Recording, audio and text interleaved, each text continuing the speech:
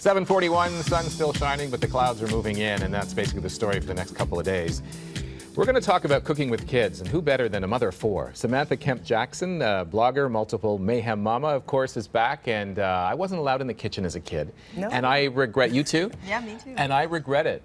Whereas Anthony, who has two small ones, sits back and let them do all the cooking. Yeah, right. Almost. My 3-year-old, oh yeah, he's a great cook. Makes a great omelet. That's So great. we can't be afraid of involving the kids, right? No, and you know, that's interesting that you say that, Leslie, because it's really important to start kids early in the kitchen. When they start going to the kitchen with their parents and they get a familiarity with the tools that are used and the things that are done, they'll be more likely to start cooking with you and doing well. And I think the other byproduct of this is that the kids learn that, wait a second, this food, somebody actually had to make this. It's not just, comes out of midair. They actually understand the process a little more, and I start to appreciate where it comes from. But keep it simple, right? Keep it simple. So that's one of the tips. Keep it simple. So the registered dietitians and the Dairy Farmers of Canada have a site called familykitchen.ca, and there's information there where parents and kids can go and look at videos about how to cook with each other and how to make things easy in the kitchen. Now, cooking with kids might be fun for the kids, but it's not fun for the parent or for, the mom or dad in the kitchen, because you're almost having to do double duty a little bit, right?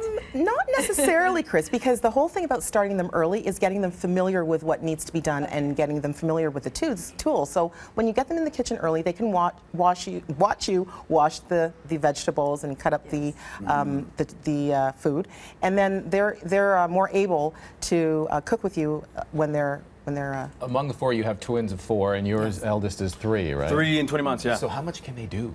Well, the great thing is that you can give them tasks that are appropriate for their age and their level. So if they're young, they can do very easy things like pouring things into bowls and washing things. When they get a little bit older, they can start cutting up things, and perhaps if you're comfortable with them going to the stove, then they can go to the stove. Maybe a child who's a little bit older, like 10 or 11 years old. I think if you treat it like making crafts or art in the home, you give them a little project, and it's fun. I mean, yes, there's going to be a cleanup, but they're kids, right? Clean up, isn't it? And that's the whole thing, is making it fun. So you could, for example, say to your child, okay, Tuesday is going to be taco night. Saturday we're going to have a movie night and a dinner night. So make it as part of an event, and the kids would be more likely to want to cook with you. Alexandra Henderson, our executive producer, was telling me at her house, her husband cooks with the kids, and then they taste the ingredient, name the ingredient during the food. So after they've cooked and they have to taste it, then they say, and when she ran out is cumin. I mean, I'm thinking, I wouldn't know what that tasted like.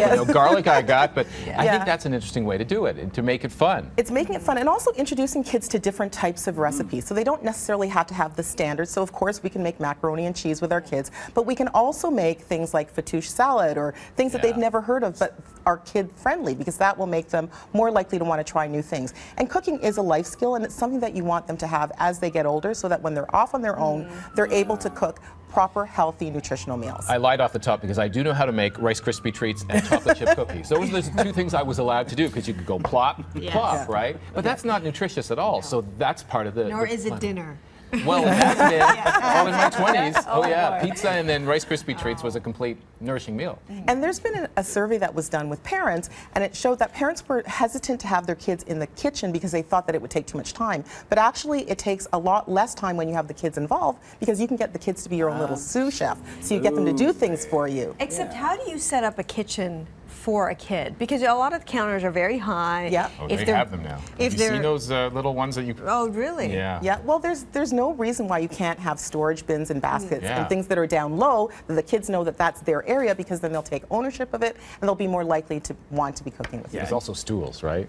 Yeah, there are Absolutely. we have a little table for the kids. Yes. They sit at their own little dinner table. It's the cutest thing in the world. But you have to admit, I mean, especially you have 4 kids. Yes.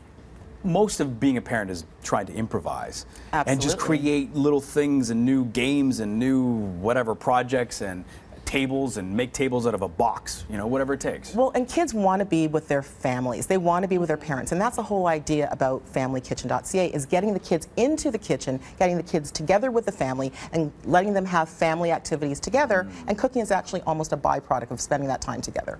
It's great advice. And I think it gives the kids a real appreciation for food, the process, and everything else, right? It's a comfort level that you want to instill in them. And nutritional advice as well, right? Because I know That's that a your good house one. is big.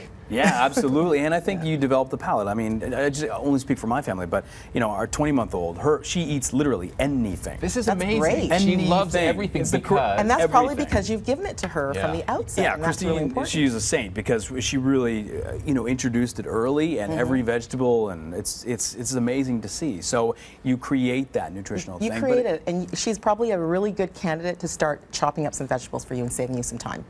Yeah, well, 20 months. months. Exactly. She might cut something else, but Maybe in a few years. we'll help her. Yeah. she can count the celery sticks. She can count, absolutely. She can dip. There's a chance for our viewers to win something here. I Yes, understand. they can actually win a gift card for $1,000 worth of groceries by going to familykitchen.ca, Good stuff. and that'll facilitate them cooking with their kids as well.